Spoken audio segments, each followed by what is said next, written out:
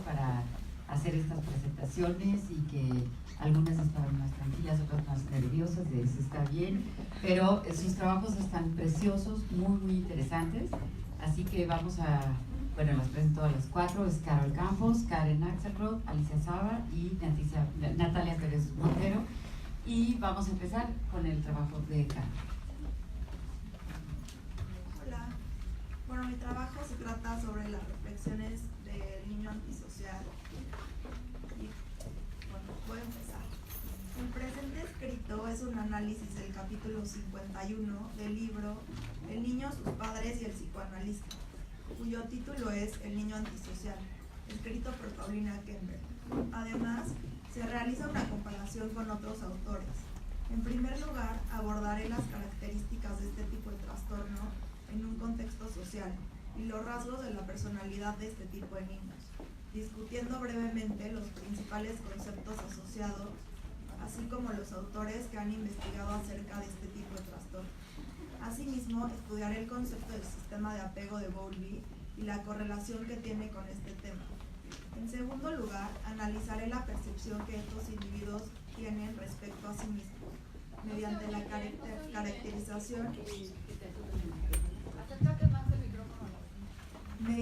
caracterización que este tipo de personas establecen respecto a su propio cuerpo y el concepto de resistencias narcisistas que presentan. Finalmente, ejemplificaré la transferencia y contratransferencia que se da en este tipo de pacientes durante el análisis. Existen diversas investigaciones que abordan la personalidad antisocial de los niños y adolescentes, la cual recurrentemente constituye una causa de consulta con especialistas y en ocasiones conlleva la preocupación por parte de los padres. De igual manera, el tratamiento de los niños antisociales debe tener una constante vigilancia de estos y es recomendable la atención de un experto, debido a que existe peligro de que se hagan daño a sí mismos o a otros. Esto se debe a que presentan una personalidad narcisista con rasgos antisociales y fuertes pulsiones agresivas, las cuales se magnifican en contraste con niños que no presentan este tipo de trastorno. Si bien el trastorno de personalidad antisocial se diagnostica a partir de los 18 años, Paulina Kemberg menciona que durante la adolescencia se observan conductas que lo van perfilando. Sin embargo, durante la infancia, el DSM-5 lo denomina trastorno de conducta. En este trabajo nos referiremos a él como personalidad antisocial. Por otra parte, se ha encontrado que los niños con este tipo de trastorno presentan diversas características y rasgos de la personalidad que los definen. Podemos mencionar que son seductores, manipuladores, inteligentes, audaces, con habilidades sociales y son capaces de tomar o quitar cosas del otro, dependiendo de sus necesidades, debido a que lo ven como un objeto inanimado que pueden maltratar, torturar o destruir, y no como individuo, por lo que cuando la necesidad ha sido satisfecha, lo desechan. Debido a esto, son capaces de poder comportarse de una manera socialmente aceptable o como las personas que lo rodean esperan que actúe. Sin embargo, esto lo hace por imitación o por meramente copiar. Paulina Kemberg señala que estas actitudes se pueden denominar bajo el término de clonación, ya que estos niños no tienen un insight y son incapaces de interiorizar. Su narcisismo es patológico, por lo que tienen fantasías grandiosas y reales. Muestran respuestas exageradas ante críticas, presentan una independencia que los hace incapaces de depender de otras personas. Tienen un concepto muy elevado de sí mismos y una desmedida necesidad de homenaje por parte de los demás. Presentan un monto anormal de destructividad, agresividad e insensibilidad. Desarrollan estructuras patológicas primitivas. Existe una falta de integración del sí mismo que podemos observar por la presencia de estados yoicos contradictorios, recíprocamente disociados o escindidos, que alternan sin nunca llegar a integrarse. Me parece pertinente mencionar a Melanie Klein, retomando las dos posiciones de su teoría, la esquizoparanoide y la depresiva. En estos casos solo pueden percibir objetos parciales, es decir, no pasaron a la posición depresiva, por lo que no tienen una relación con un objeto total. Además, existe en ellos una incapacidad para sentir tristeza, duelo y reacciones depresivas. tienen un sistema de valores corruptible, por lo que no distinguen entre el bien y el mal. No presentan remordimiento ni culpa. Por otro lado, Paulina Kemberg establece la existencia de conductas que describen este trastorno con toda precisión, entre las cuales destacan la agresión malévola, la persuasión intencionada, el engaño, la mentira, el no respetar los derechos básicos de los otros ni las reglas o normas sociales propias de la edad. Ejercen crueldad física contra personas y o animales, ejecutan pequeños robos, entre otras.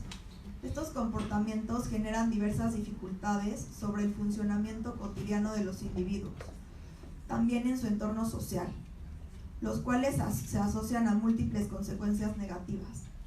Paulina Kemberg menciona 2 ejemplos de la investigación que llevó a cabo en el hospital donde trabajaba.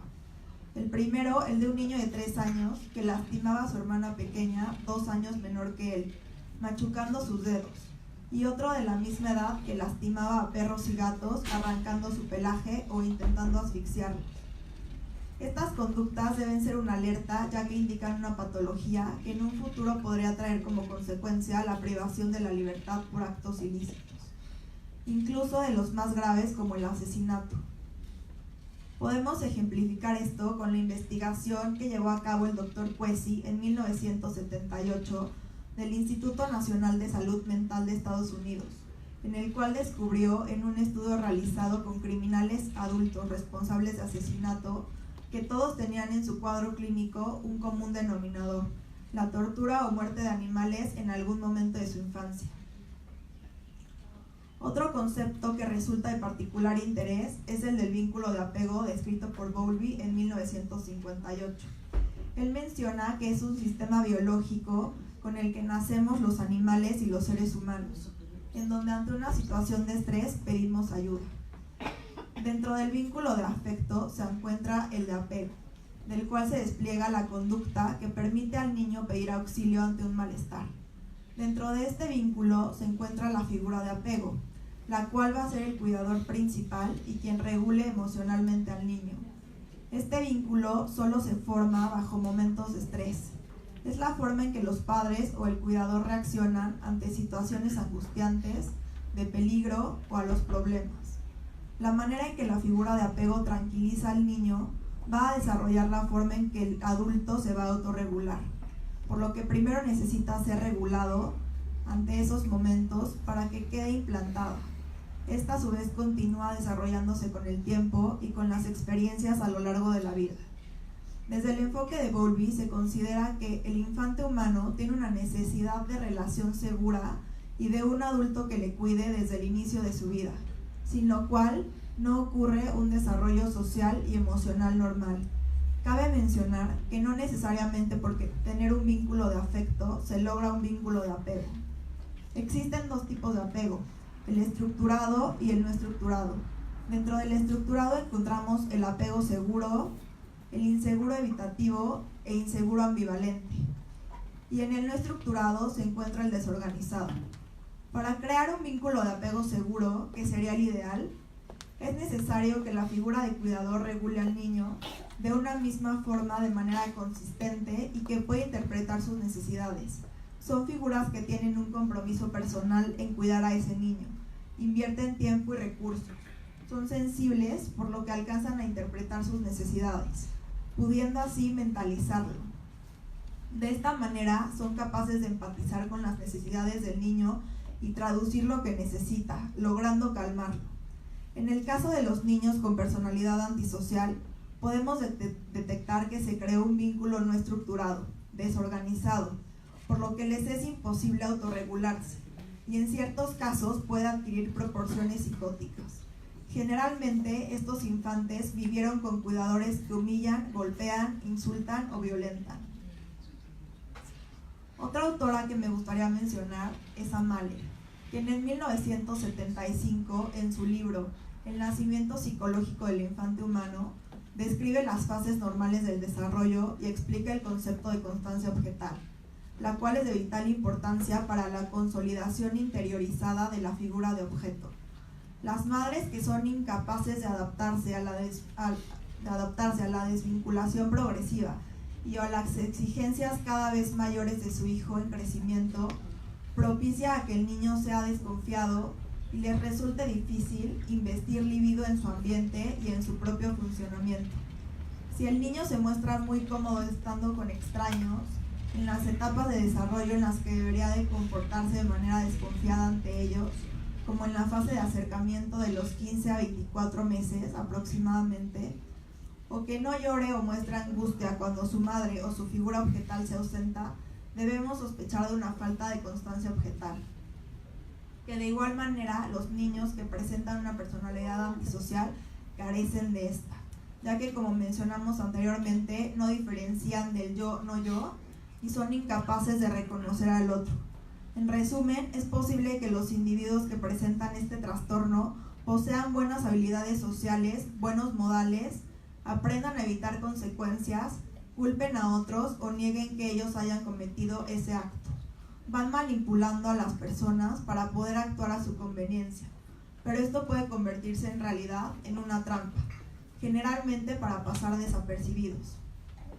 En lo que implica la imagen de su propio cuerpo, se ha observado que tienen la representación de un cuerpo grandioso, lo tienen idealizado, son capaces de explotar sus funciones corporales al máximo, tienen ambiciones desmedidas y fantasías grandiosas, presentan extremas distorsiones de las funciones superyoicas y relaciones objetales.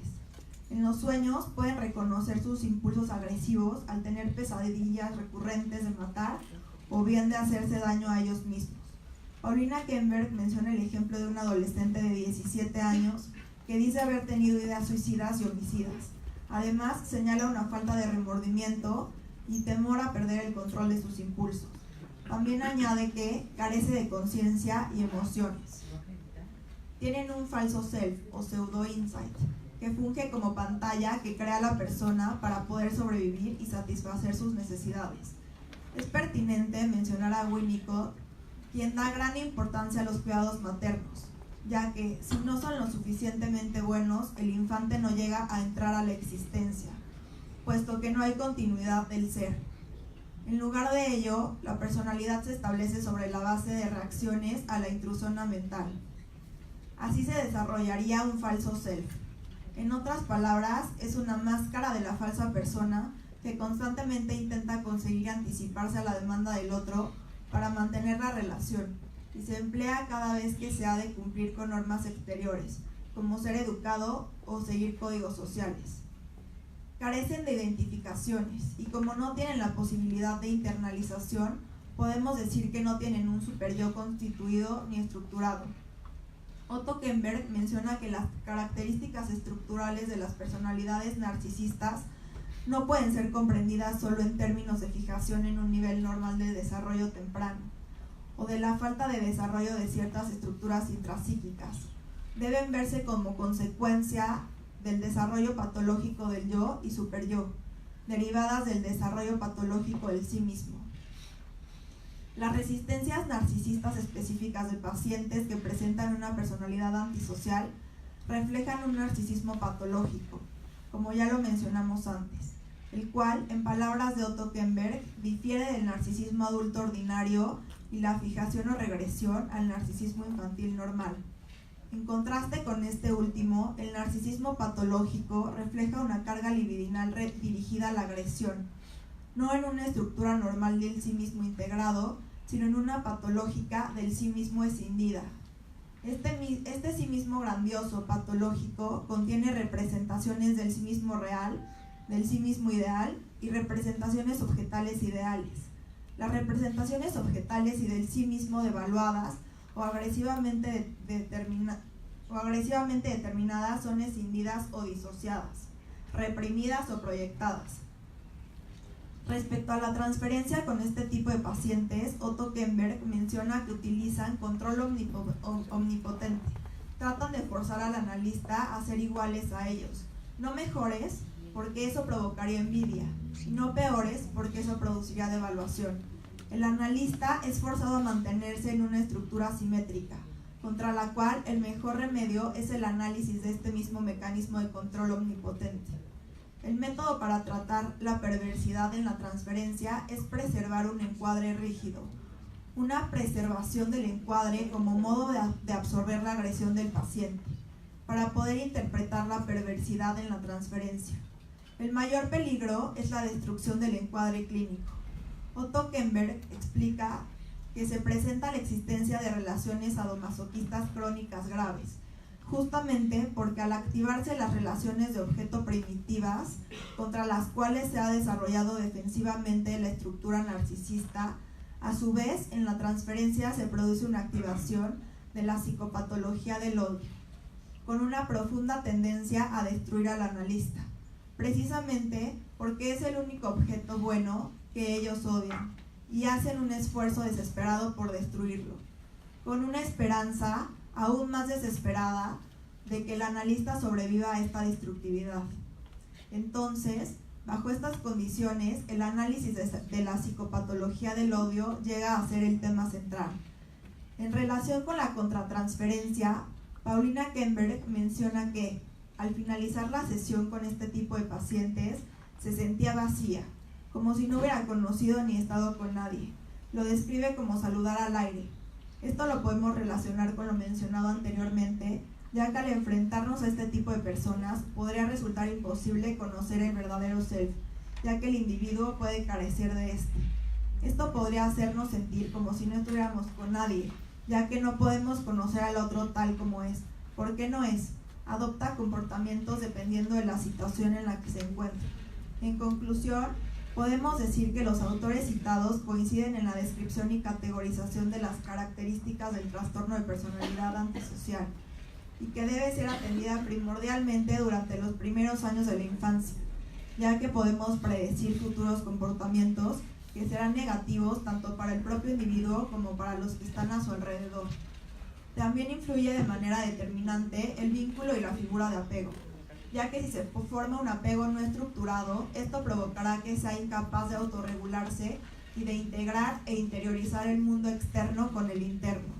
De igual manera, una madre emocionalmente disponible para su hijo será de vital importancia para el desarrollo de la constancia objetal. Y una madre no suficientemente buena, o que haya abandono o déficit en edades tempranas, propiciará el desarrollo de un falso self, y el niño será incapaz de la integración del concepto de sí mismo como yo, o sea, el self, lo cual fomentará el desarrollo de este tipo de personalidad antisocial o narcisista. Gracias.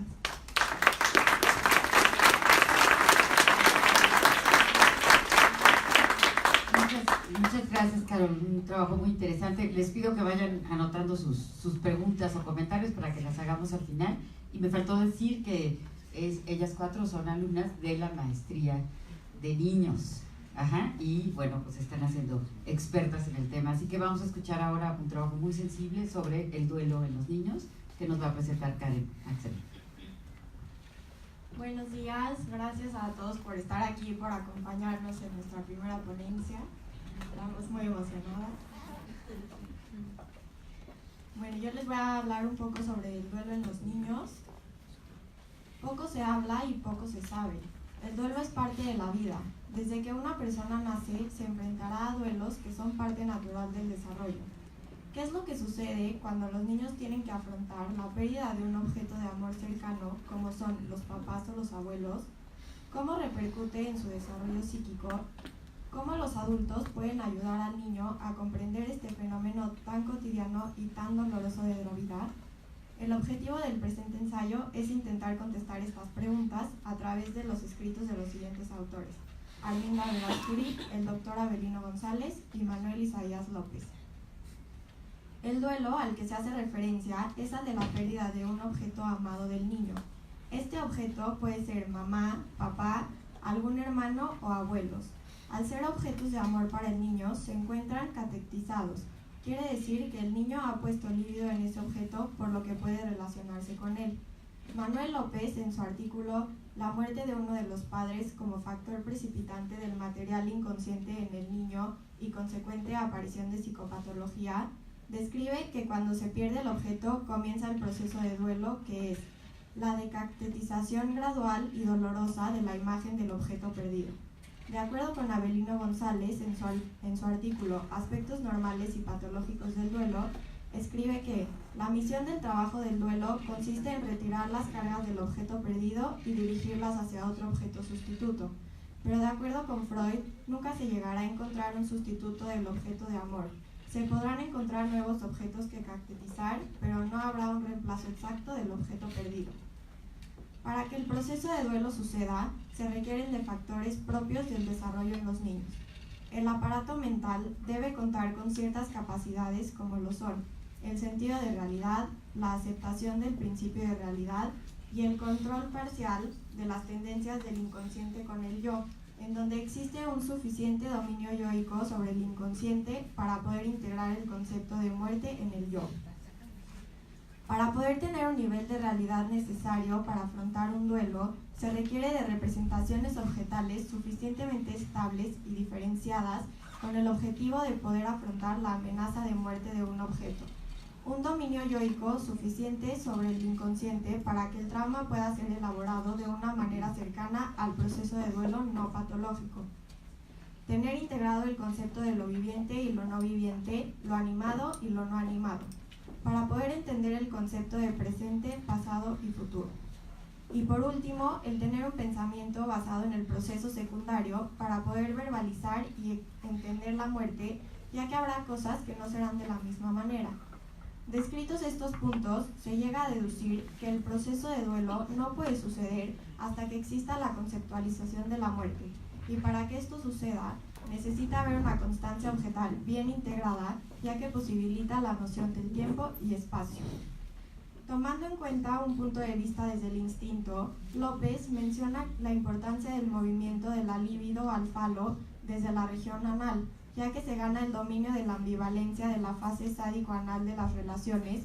Por lo tanto, al no tener este dominio, la ansiedad en la ambivalencia genera miedo de los poderes destructivos, por lo que sería muy complicado poder percibir la pérdida del objeto, poniendo en marcha el mecanismo de negación.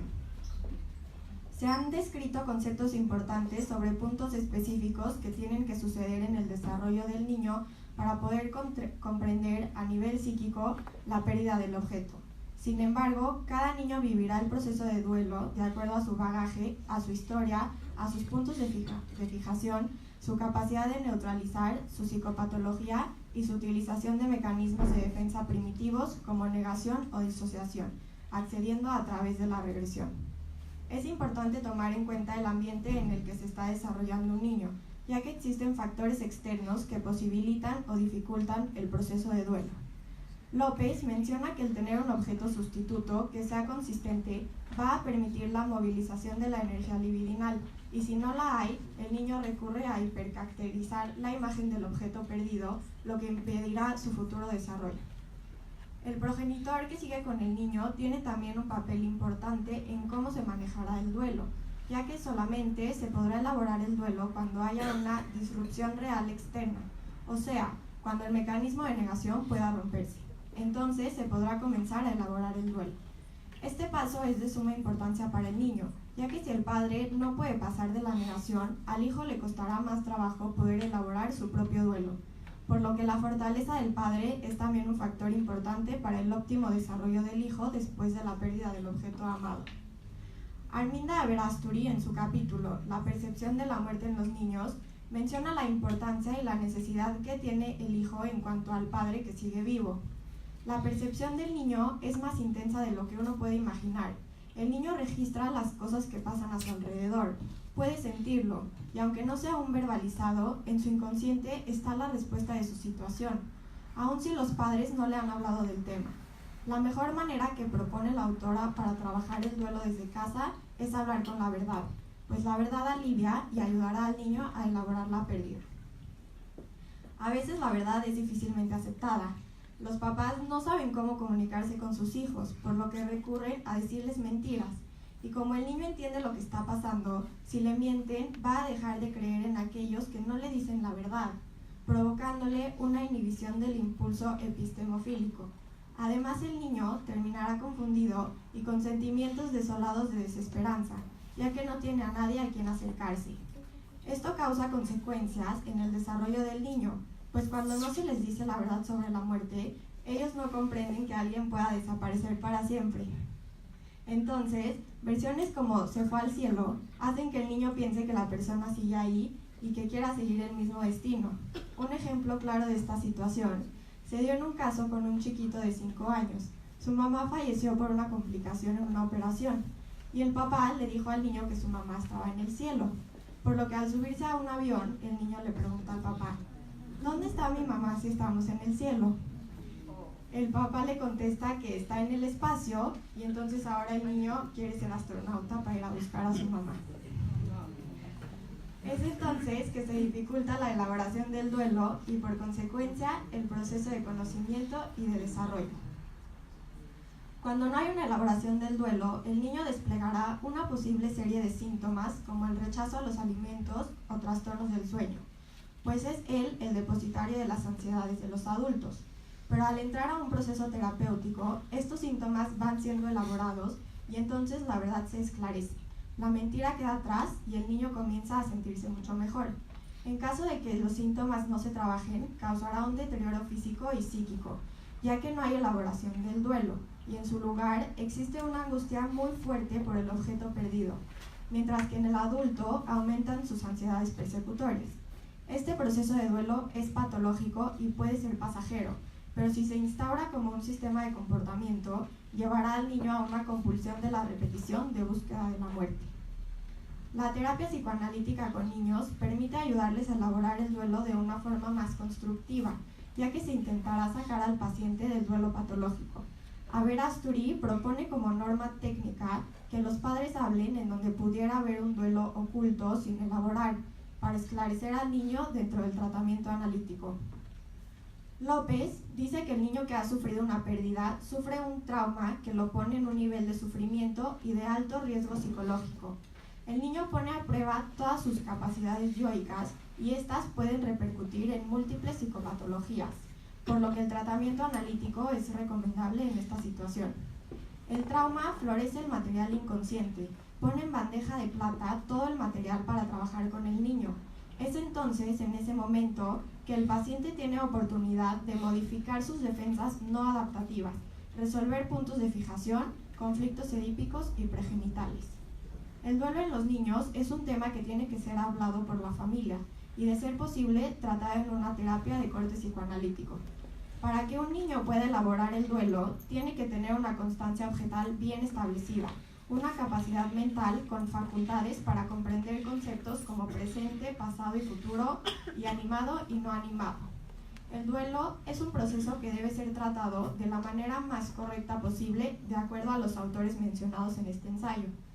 Se trata de ser honesto con el niño, explicarle lo que está sucediendo, lo que pasó y qué es lo que pasará. Aunque no tenga la capacidad mental de comprenderlo todavía, su inconsciente lo irá trabajando y podrá elaborarlo más tarde.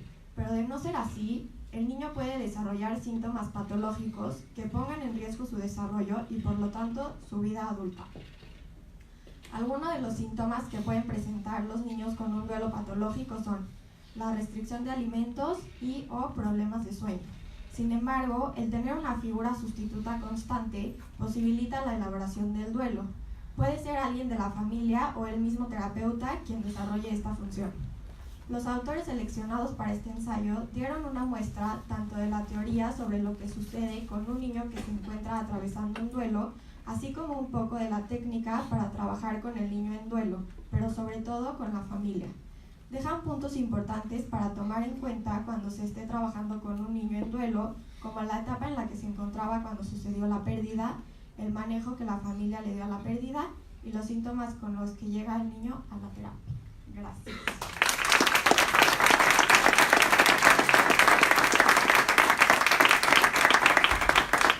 Como ven, estas alumnas de la maestría de niños son muy sensibles y muy inteligentes y nos divertimos mucho y aprendimos mucho en la clase.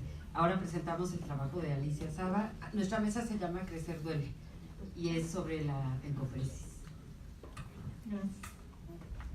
Yo me llamo Alicia Saba, mi trabajo se llama la encopresis ligada a la relación objetal. La encopresis es una patología en la que prevalecen fijaciones en la etapa anal en relación con el placer erótico de la misma y la relación objetal en fases pregenitales. El narcisismo omnipotente que domina la relación y la vida anímica, además de la incapacidad de separación e individuación con respecto del objeto.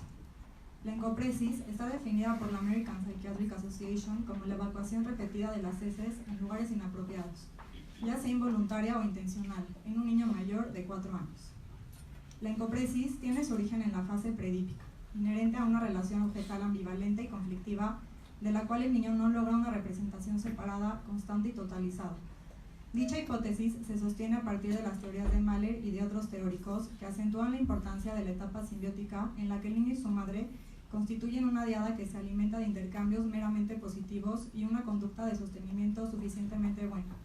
Ello con el fin de investir a la madre como objeto de amor, relación a partir de la cual se consolidarán sus relaciones sociales en el futuro, así como el camino y desenvolvimiento de las pulsiones hacia sus objetos.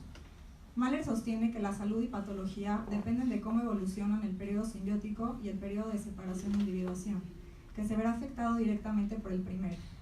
En el periodo de separación e individuación, el yo debe manejar los impulsos agresivos frente a la creciente conciencia de separación del objeto. El niño se da cuenta de que la omnipotencia que sentía era una ilusión y quiere refundirse con la madre para recuperarla, por lo que comienza a alternar hacia ella sentimientos ambivalentes. Quiere refundirse con la misma para recuperar su omnipotencia, pero a la vez teme refusionarse y perder su autonomía, que ha comenzado a ganar. Existe la dificultad para establecer entre ellos la distancia óptima, así como para tolerar los sentimientos de ambivalencia. Estos procesos culminan en representaciones internalizadas del sí mismo y de la relación con sus objetos. Cuando hay fallas en la relación simbiótica muy temprana con la madre, cuando prevalece la dificultad para interpretar las necesidades del bebé, prevalecen sentimientos de agresividad y hostilidad del objeto. E incluso cuando hay abandono, la etapa de separación e individuación se ve afectada. El niño no puede mediar sus sentimientos ambivalentes y dirige al objeto sobre todo pulsión agresiva.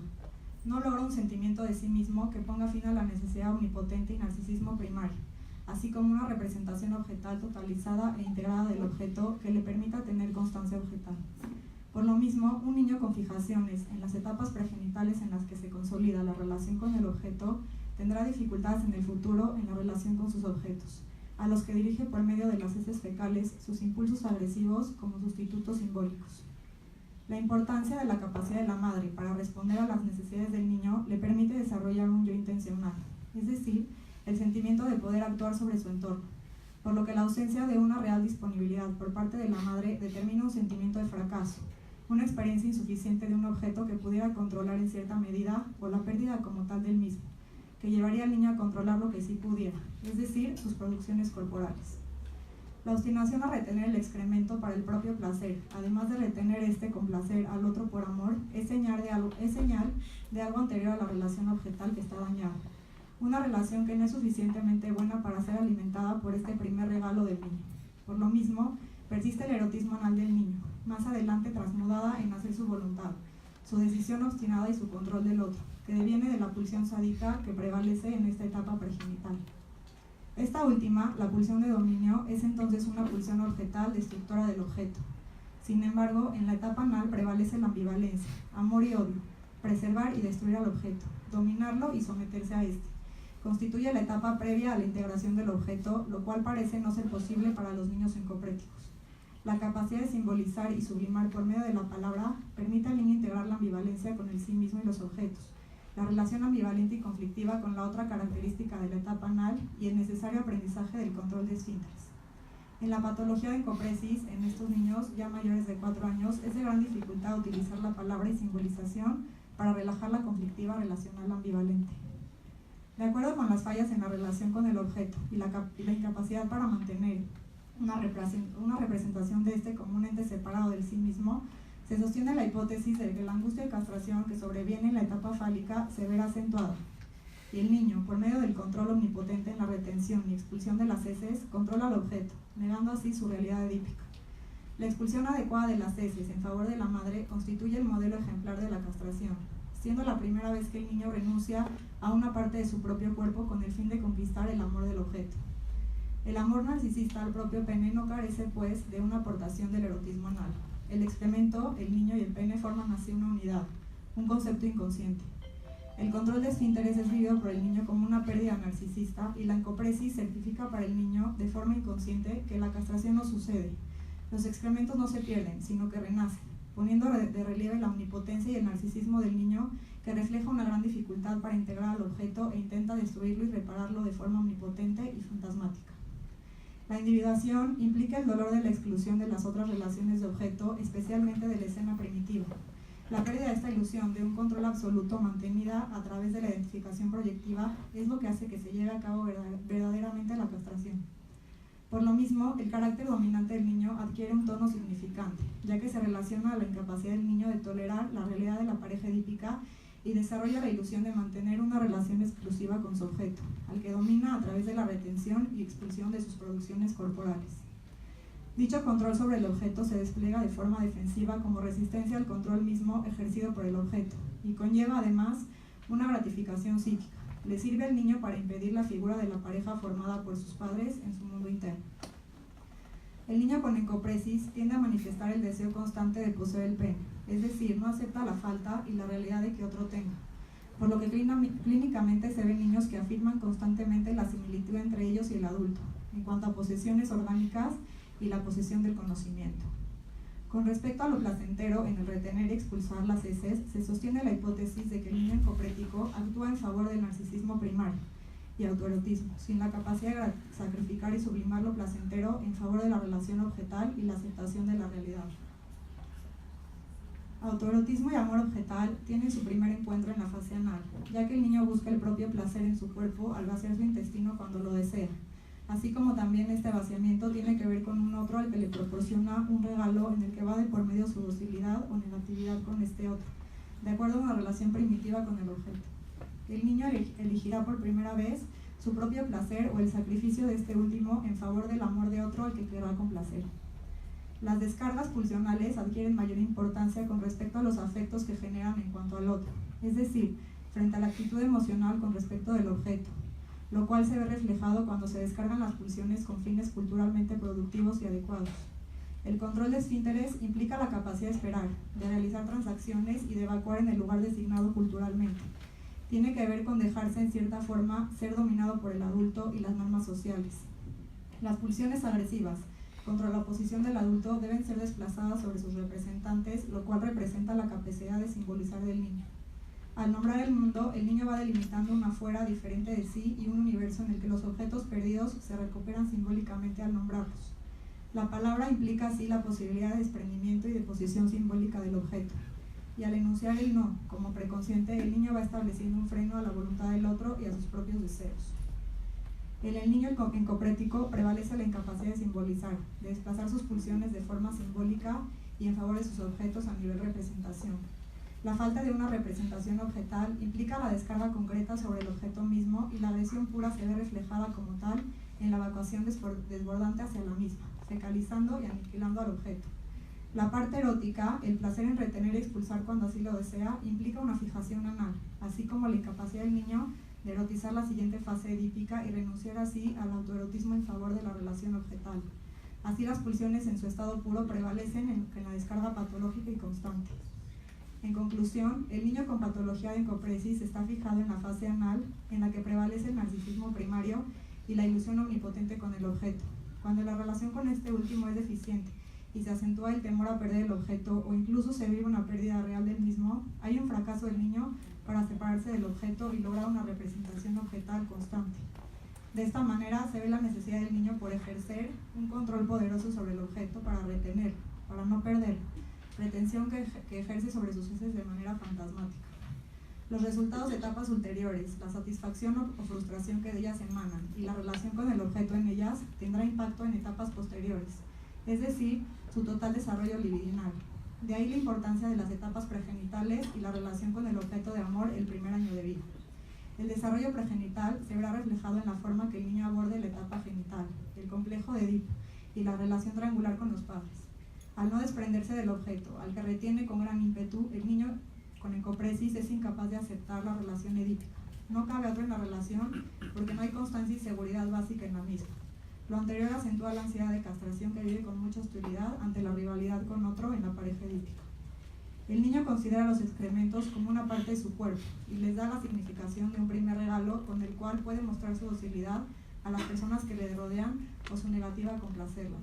Por lo mismo, el autoerotismo y el amor objetal tienen su encuentro en la fase anal. Cuando hay patología, el autoerotismo prevalece sobre el amor objetal. El niño no es capaz de sacrificar la meta sexual en favor de la relación. Gracias.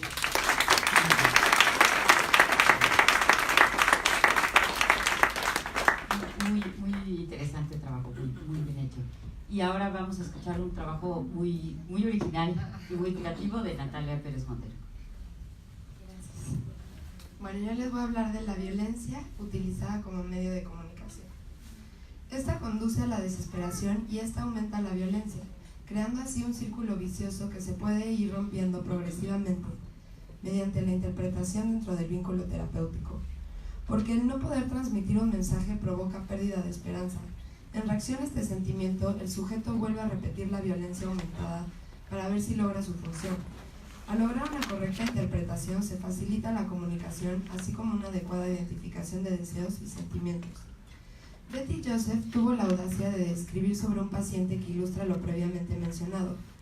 Georgie es un niño griego de 3 años que tuvo una madre deprimida y no pudo estar en contacto, al menos el primer año de vida, por lo que el comportamiento del niño se tornó de incontrolado a incontrolable. Otro elemento a considerar es la llegada de un nuevo hermanito. Los padres no saben cómo actuar, por lo cual lo llevan a terapia. En una de las primeras sesiones, el niño expresó su rechazo, angustia y necesidad de dominar a la terapeuta mediante gritos y patadas hasta quedar agotado. Este comportamiento era habitual con los padres, quienes lo soportan de mala manera, a diferencia de Betty, quien le ofrece una interpretación de sus sentimientos, permitiéndole liberar un poco de angustia. Concluyendo la hora, el niño se despide de la terapeuta con un adiós, anunciando cierto alivio. Como seres humanos buscamos comunicarnos. Cuando esto no es posible, podemos optar por la violencia como un medio alterno. Lo que normalmente sucede es que el mensaje queda encriptado en violencia como código a descifrar, cuando un sentimiento de impotencia. La terapeuta, al ser experta, logra una interpretación que en cuanto a los padres solo causa confusión misma que se refleja en el niño. En las sesiones posteriores, Georgie mantuvo la identificación proyectiva. Esto lo entendemos según Melanie Klein, o Klein, como le digan, como una fantasía inconsciente en la que aspectos del yo de un objeto internos son escindidos y atribuidos a un objeto externo. Una sesión muy notoria, el niño era incapaz de ver las paredes del consultorio, debido a que una sesión anterior las arrancó. No podía afrontarlas, por lo que les daba la espalda, hasta que, aumentada la persecución y desesperación, volvió a violentar la pared. En la pérdida de esperanza, al no encontrar una salida, se utiliza la violencia como intento de expresión, tal como lo vimos en el caso de Georgie. Al encontrarse en una situación de mayor angustia, responde con mayor violencia. La doctora Joseph propone la interpretación de su paciente como medio para ir desbaratando el círculo. Otra hora dedicada al paciente, la analista le interpreta un juego al niño como sus ganas de ver si soportaba su mordida, así como su madre no lo había soportado al amamantar. Georgie respondió a esto dándole una pequeña mordedura en el dedo. Al ver que la terapeuta resistía, sus ganas de morder se volvieron menos concretas, más simbólicas y lúdicas. La mentalización es una función reflexiva mediante la cual se comunica lo que el otro piensa y siente. Esto cumple con la función de entender, predecir y posibilita una mejor comunicación y establecer un apego seguro. El último concepto lo entendemos gracias a Bowlby como un proceso de búsqueda de proximidad a otro ser humano en situaciones de angustia o alarma. Al poder transmitir lo deseado se libera angustia, reduciendo la necesidad de violencia. Betty interpretó lo que Georgie quería decir con su juego. Al entender que necesitaba una figura que no se derrumbara y ella mostrarse como tal, le permitió un apego seguro. Por lo que podemos concluir que el círculo vicioso estrecho que se genera entre la violencia como medio de comunicación y la desesperación tiene una posible solución. La palabra en un encuadre psicoanalítico donde las variables de tiempo y espacio permitan la expresión tanto de eros como de tánatos. Gracias.